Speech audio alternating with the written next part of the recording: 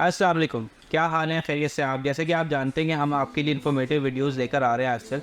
तो हम चाहते हैं कि जो चीज़ें हम फेस कर रहे हैं वो हमारे लोग, हमारी जो यूट्यूब फैमिली है वो भी अवेयर रहे कि आजकल मार्केट में क्या मामला चल रहे हैं। तो आज हम बात करेंगे स्कैम्स के ऊपर। तो हमने एक सीरीज़ ऑफ स्कैम्स देखे जो हमने सोचा अपनी यूट्यूब फैमिली के साथ भी शेयर करें और लोग भी देखें कि मार्केट में आजकल कैसे लोग स्कैम्स कर रहे हैं। तो ये स्कैम एक आम आदमी के साथ भी हो सकते हैं, एक बिजनेसमैन के साथ भी हो सकते हैं, या वैसे बहुत से लोग ओएस पे या पाक विज पे बहुत सारी जगहों पे चीज़ें बेच रहे होते हैं, तो वहाँ भी आपसे स्कैम हो सकता है। तो चलिए शुरू करते हैं।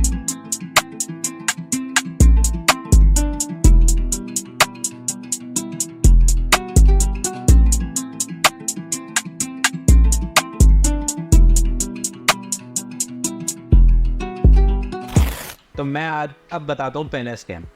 अब हुआ ये कि सैटरडे वाला दिन था।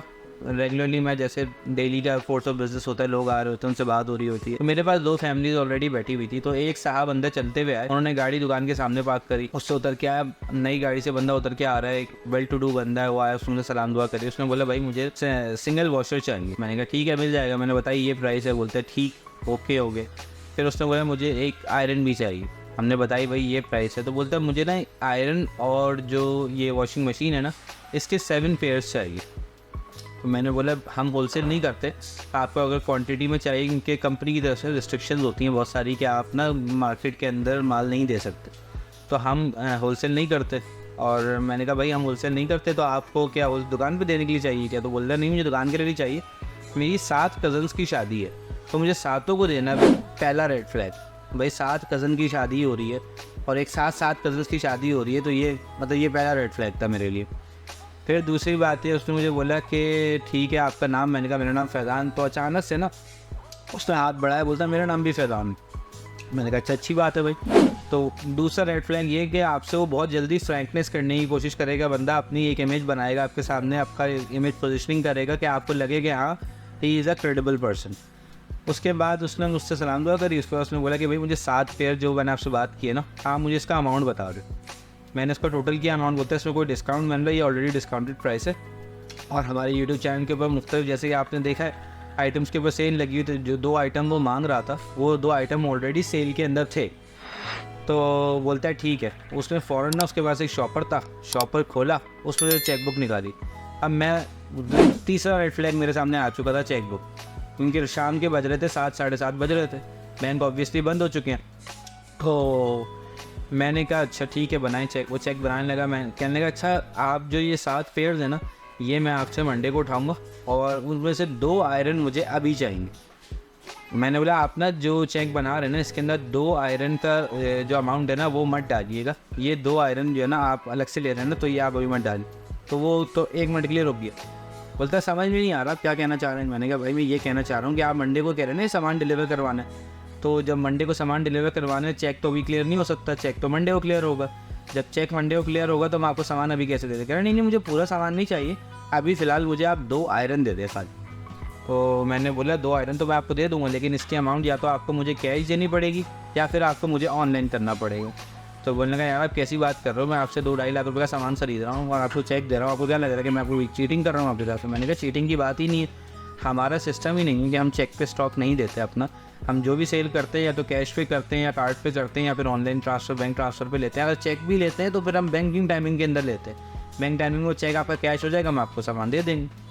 तो उसने बोला अच्छा। बोलते अच्छा यार ठीक है कोई मसला नहीं, आप मुझे अपना नंबर दे दें, मैं अभी जा रहा हूँ, मुझे गुलशानी जौहर में चाहिए और मैं आपको भी जाके अमाउंट ऑनलाइन कर देता हूँ। चौथा रेड फ्लैग, उसने मुझसे अकाउंट नंबर भी नहीं लिया और वो इतना पजल हुआ कि वो बस जल्दी से दुकान से बाहर निकला और जाके गाड़ी में बैठा और निकल गया।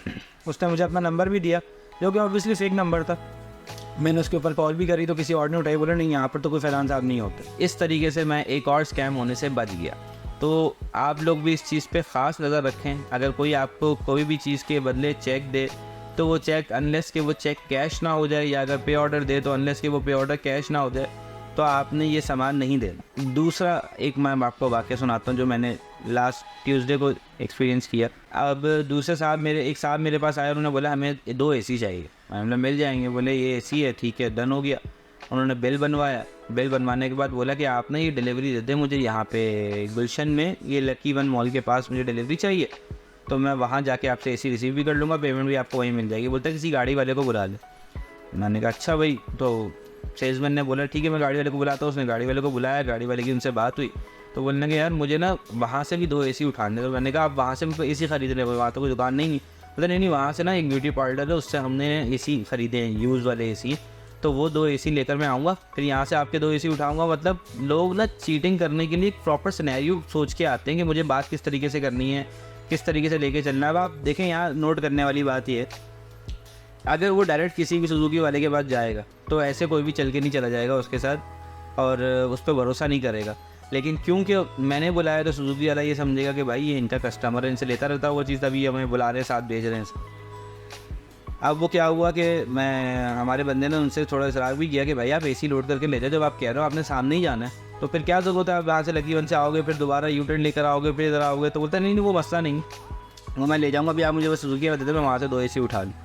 अब ये वहाँ गया, अब गया काफ़ी देर हो गई, मतलब तकरीबन आप समझे कि 2 घंटे हो गए।